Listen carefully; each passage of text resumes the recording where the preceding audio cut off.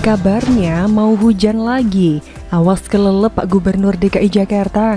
Ditulis oleh Widodo SP di seaworld.com. Halo, selamat menyaksikan informasi dari channel Tanda Seru. Apakah kemarin di daerah Seawarders diguyur hujan? Saya mendapat informasi terpercaya bahwa kemarin secara serentak terjadi hujan di beberapa daerah, termasuk daerah di mana saya tinggal.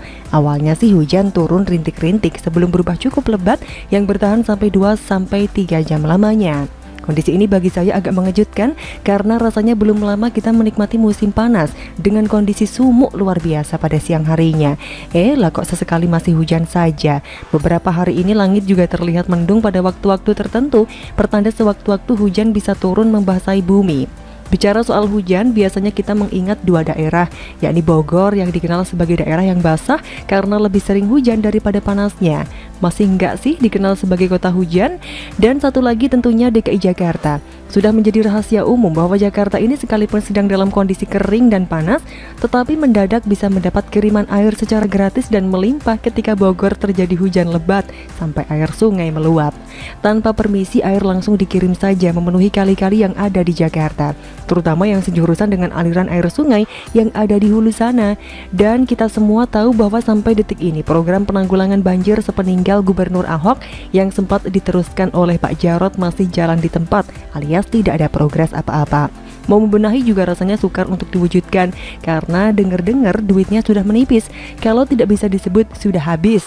Jangan-jangan duit yang ada di APBD Jakarta saat ini adalah duit hasil utangnya dari pemerintah pusat.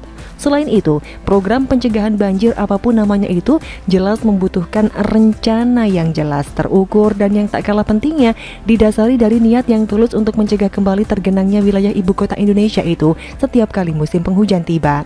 Yang tentu saja persiapannya dilakukan jauh sebelum musim penghujan tiba.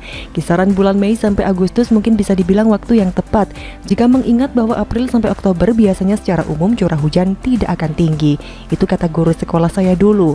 Yang semakin kesini rasanya sudah tidak akurat lagi, dijadikan sebagai tolok ukur mengenai kondisi cuaca yang semakin tidak menentu.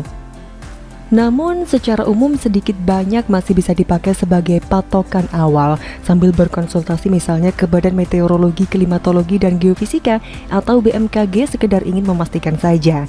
Namun saya kok belum mendengar ada program lanjutan terkait normalisasi, naturalisasi, atau apapun sebutannya supaya nanti ketika Jakarta mulai dihajar banjir lagi dampaknya tidak akan terlalu mengerikan seperti yang kerap terjadi selama 4 tahunan ini, khususnya sejak Anies Sandi dilantik pada 2017 lalu.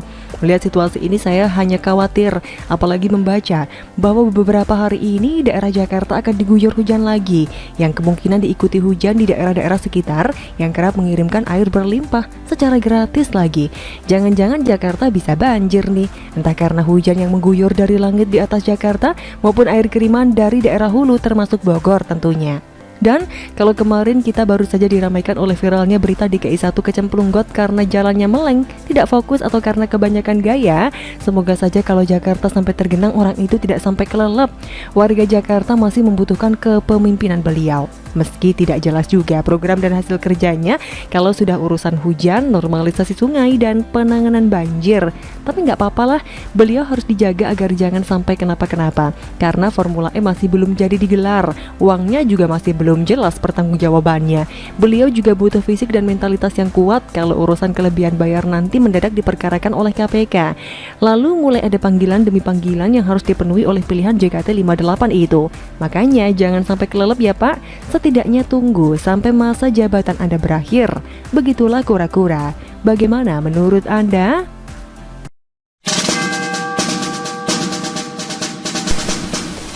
Daya kejut kasus chat mesum risik lanjut, ditulis oleh Anto Cahaya di seaworld.com. Halo, selamat menyaksikan informasi dari channel Tanda Seru.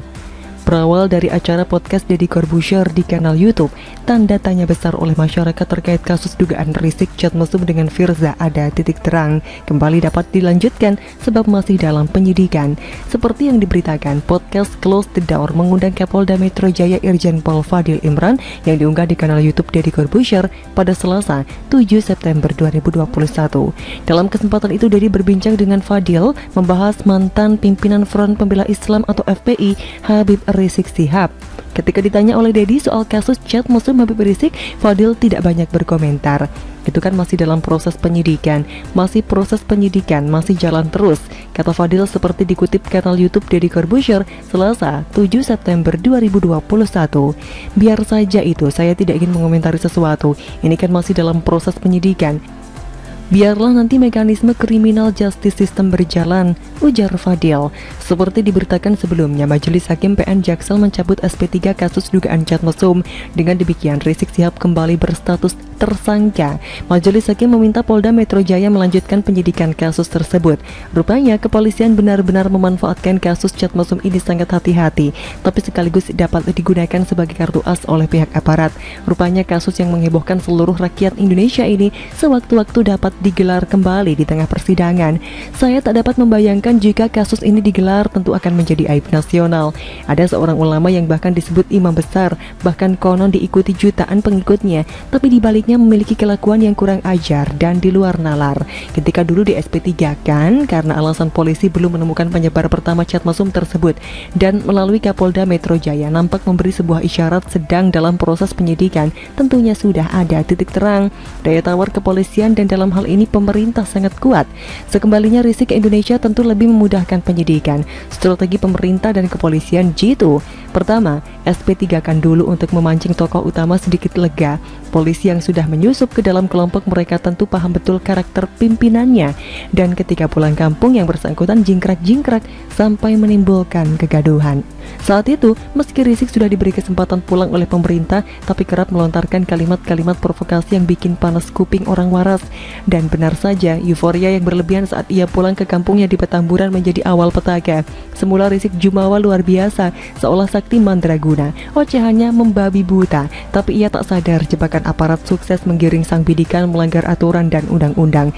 Kasus kerumunan dan rumah sakit Umi menjadi pintu masuk kepolisian menangkap Rizik.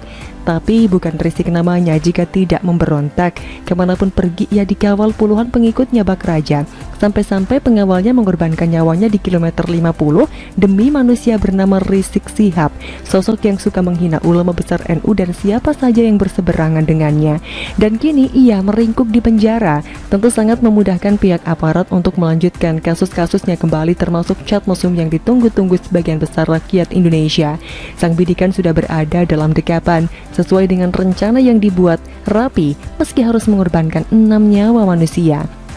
Kiranya tak hanya kasus chat mesum, ada perkara yang menganga dan telah siap menelan Rizik selagi menjalani hukumannya di dalam penjara. Dan kasus itu salah satunya adalah kasus Munarman, bisa jadi juga akan menyeret dirinya. Kasus Munarman ini membuat Rizik bakal megap-megap, sebab pasal yang disangkakan adalah terorisme. Dan jika ada indikasi dan terbukti, maka Rizik akan semakin lama mendekam di dalam penjara. Kita pasti ingat bagaimana kepolisian sukses telah menemukan bahan peledak di beberapa tempat, dan sejumlah anggota FPI yang terlibat dalam kasus tersebut juga sudah ditangkap, dan tentu ini akan terus dikembangkan. Dan rasanya jujur kita harus akui ketika Rizik juga Munarman di dalam penjara, suasana sedikit reda. Jika mereka masih bebas berkeliaran, rasanya ada saja gerombolan badut-badut yang bikin tegang di jalanan. Pemerintah mengeluarkan banyak biaya untuk pengamanan, masyarakat juga terganggu aktivitasnya, membuang uang sekaligus menyulitkan roda perekonomian rakyat kecil yang terdampak. Sudah yang terbukti salah, lebih baik tidur nyenyak di penjara saja. Bagaimana menurut Anda?